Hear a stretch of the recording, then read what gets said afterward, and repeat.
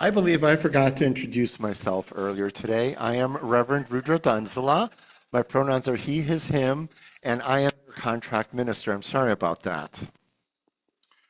Beloveds, Renee Brown in her book Rising Strong, How the Ability to Resist Transforms the Way We Live, Love, Parent, and Lead, asks the question, what can we learn from a butterfly's struggle to escape its chrysalis? So the author lives by a lush forest, and every year in the springtime it's engulfed by just a myriad, an amazing amount of colorful butterflies that are like swarms of color just flying all over the place. Each butterfly struggles to escape out of its chrysalis. Butterflies have a biological chemical that when the time is right, it strengthens their wings. And as their wings open up, they break open the chrysalis, and then eventually they burst forth out of it. And as they resist, the more chemical they get. And they keep getting this biological chemical until they have enough strength to break free. As with the butterfly, our struggles strengthen us. In our struggles, we nourish our minds and bodies and spirits. Our struggles help our wings to fully expand so that we too can fly like the butterflies. And many people are struggling today with the horrors going on in our country, as we even heard in our joys and concerns. Right now, we have no assurances that things are going to be right again in our country, that our country will be made whole, that the rule of law will be restored, or that the violent, hate-filled rhetoric and attacks will stop. It's scary. We sort of feel helpless. We don't know what to do, and we're very worried about it. And so this past week, all the ministers in the area were contacted to let us know that the First Unitarian Universalist Church of Detroit had one of their congregants abducted by ICE, and they are being held in the Walden Abduction Center, like 3 hours away from here. And they're reaching out to the other congregations for assistance with this enormous task. So my question to us this morning is, how can we embody resilience in such times? We just can't hang out in our cocoons forever and hope that everything will become okay somehow. So we've all been on flights, I assume we've all been on flights, and we know the pre-flight safety briefings that they give, and we're told to put on your own mask first before you help someone else put on their mask. So that's the first step of embodying resilience. Take care of yourself first. We can't do anything unless we're in a good place, unless we're in the right place to help someone out. So self-care starts with stuff like sleep, nutrition, exercise, entertainment, R&R. And here's an important one. Take Sabbaths from the news media and from all the social media. We need to break away from that occasionally. And the season of Lent is coming up for Christians where they abandon stuff for Lent. Maybe we can get rid of doom scrolling for a while, because that also just negatively affects us. So what's your regular spiritual practice? If you've let your practice fall by the wayside, now's a good time to pick it back up and start trying it again. And if you've been steadfast in your practice, congratulations. And I hope that practice is helping you. Patanjali's Yoga Sutras from the Hindu tradition begin with the famous line, Atta Yoga Anushasanam. If you go to a yoga teacher training, you have to learn this line in Sanskrit. And it means, now is the time for yoga. Now. Now is the time. And the word yoga, like its Latin cousin religio, both mean unite or reconnect. We need to unite with ourselves. We need to unite with our communities. So we have cubbies here who engage in meditation, chanting, mantras, yoga, tai chi, and drumming. We center ourselves by stilling the mind, body, spirit connection. And every Sunday morning before service, volunteers lead a guided meditation followed by silent meditation. Those are spiritual practices that we do here at Cub. And maybe we can repeat the mantra that we use today in our meditation. Yes, I introduced a Buddhist mantra to you. May you be safe. May you be safe. May you be healthy. May you be peaceful. May you be held in loving kindness. And you can say, may you, may I, may we, whichever word works. Many Cubbies also engage in other spiritual practices. We have a number of Cubbies who are involved in naturalism, pantheism, or even panentheism. Religious naturalism combines a science-based understanding of the world, of our reality, of our universe, with a reverence for the awe and wonder of the natural world. There's no need for supernatural entities, miracles, or immortal souls in religious naturalism. And this path of religious naturalism advocates environmental responsibility and environmental relationships. We here at Cub are a green sanctuary congregation. We are committed to environmental justice in our world. We seek to be in right relationship with each other and also with all the myriad of species that live on our planet home. We literally do live in this interdependent web of all existence. If you are a Star Trek Discovery fan, we live in the universal mitochondrial network, right?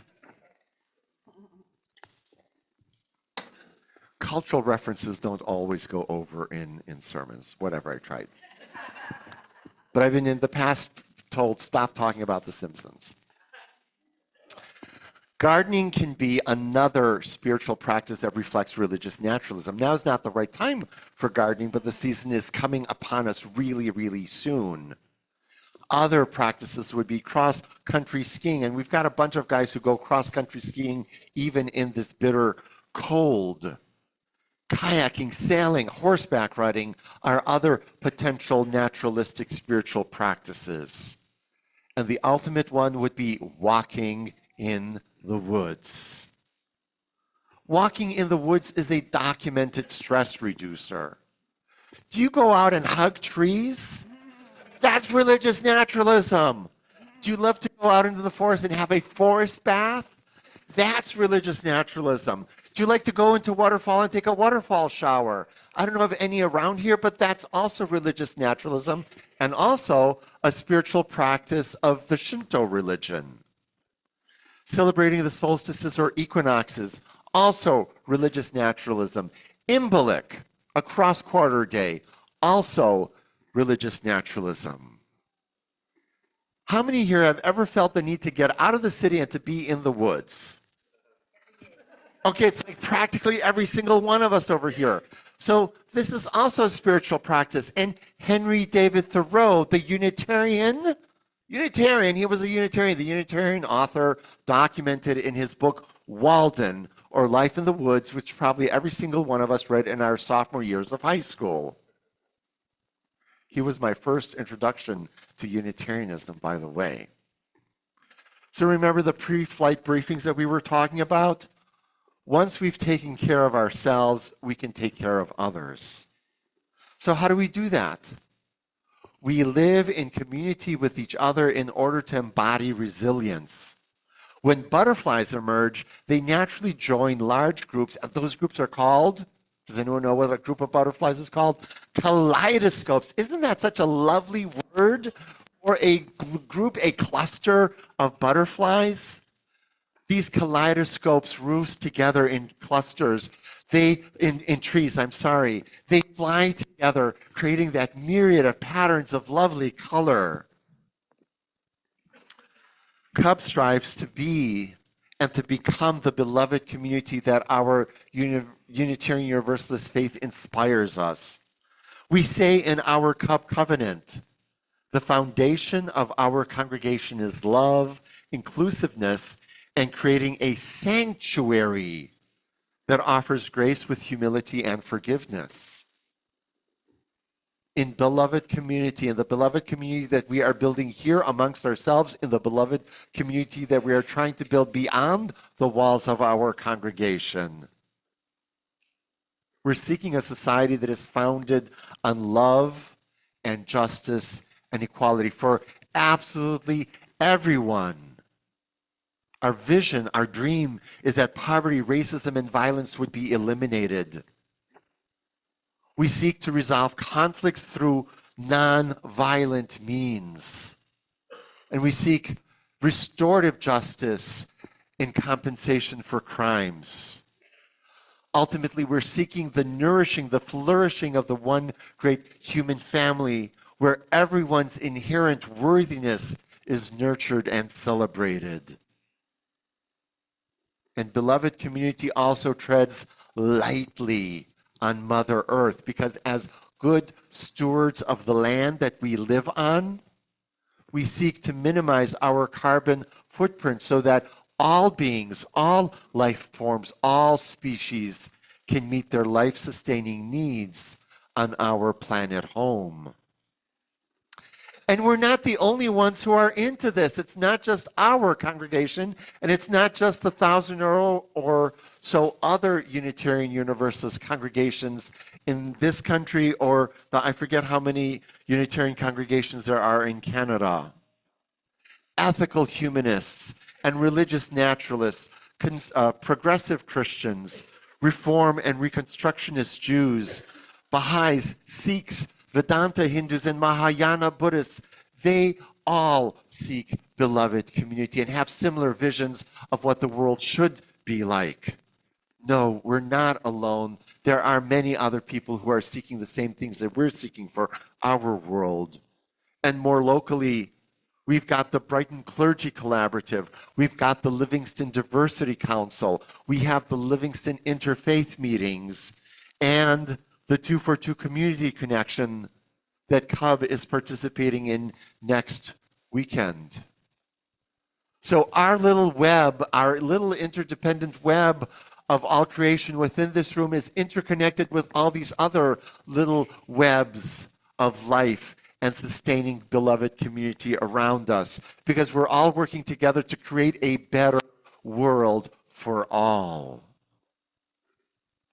Now, unfortunately, at this time, I think the emotional turmoil in American society is spilling over and negatively impacting our families, our relationships, our communities. We don't know what to do with all those emotions, with all that anger that's being spewed at us, with all that cognitive dissonance that's being thrown at us.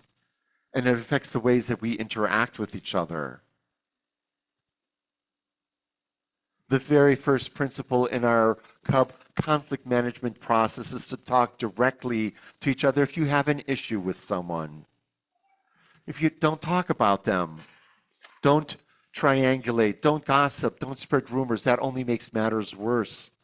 And if you try to talk to that person and it doesn't work out, we've got the ministry team for mediated conversations to help resolve issues.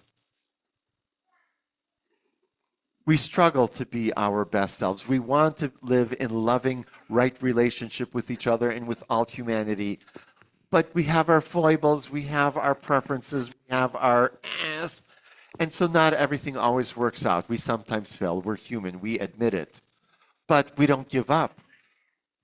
We pick ourselves up and we try again, and we work with each other, and we try to mend those relationships, not just in this room, but also in the larger world around us.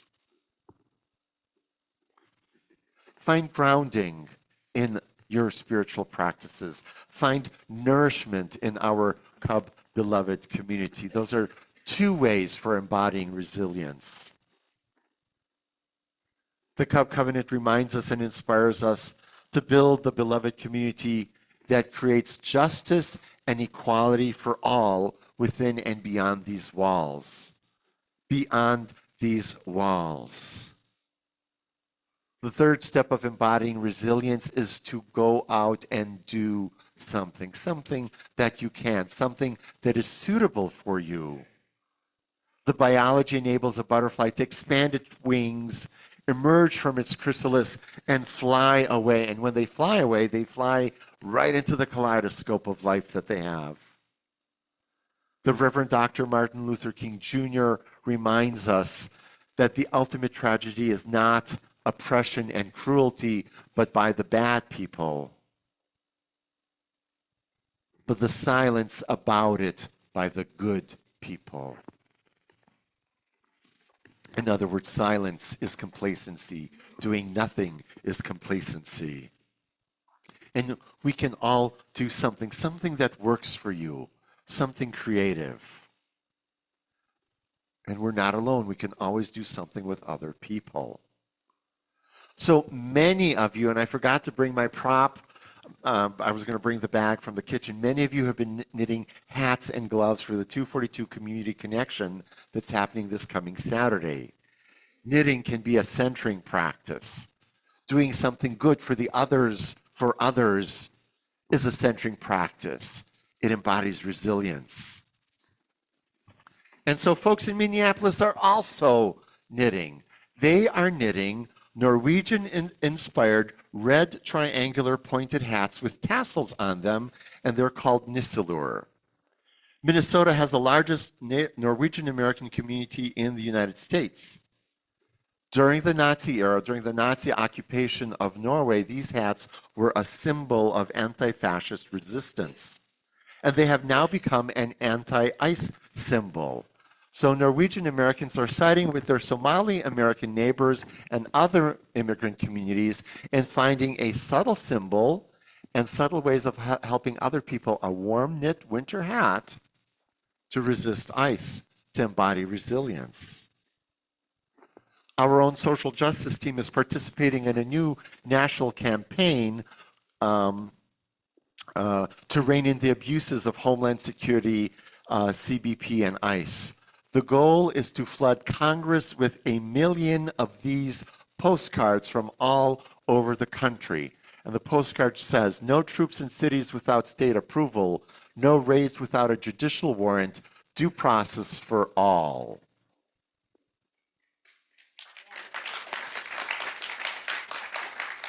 That clap was for social justice. Who's on the social justice team? We have some hands up.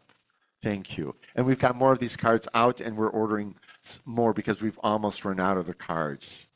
Congress has 2 weeks to figure out what to do with the Homeland Security budget. So now is the time to write and call and email and send postcards to our senators and representatives in Congress and remind them of what we want and what they were elected to do and who they were elected to represent. So a couple of weeks ago, another creative example, a couple of weeks ago, a few of us from social justice attended a Tools for the Trade event that taught congregations what things that we could do to respond to ICE. The host church had this huge sign. The letters were like this tall on it at the side of the road that simply read, "One human family." All caps. You couldn't miss it. That is such a simple and clear and yet incredibly radical political statement today. It's their version of our Unitarian Universalist.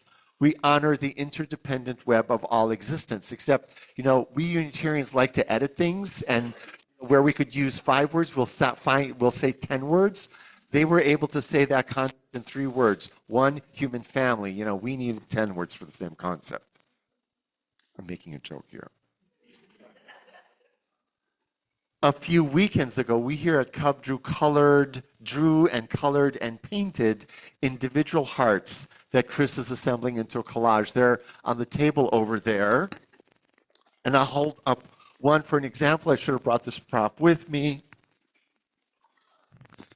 We still have the opportunity to make more little cards. Please reach out to Chris. Chris, I'm sorry, I forgot to ask you about this before service today. And Chris is going to make a collage out of these cards. She's going to put the cards together in some sort of collage.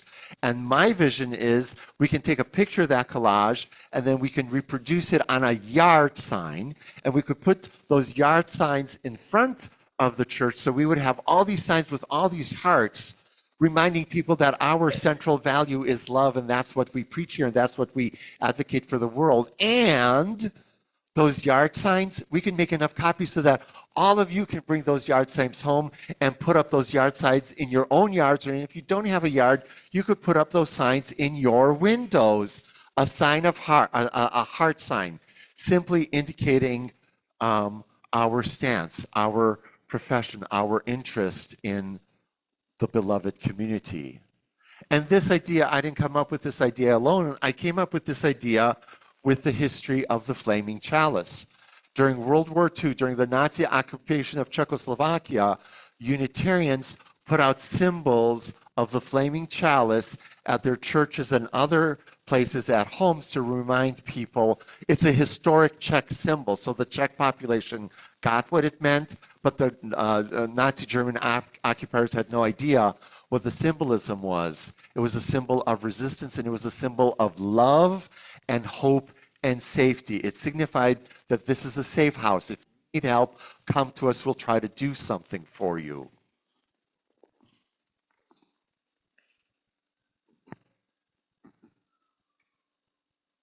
So when we put out all those cup hearts, like in front, I sort of think, we're going to have 100 of them or something like that. But when we put out our cup hearts out there, it would sort of be like our own butterfly kaleidoscope. A bunch of little hearts forming a great big heart or whatever, so that passersby would see the symbolism and they would remember love. Just that notion of love.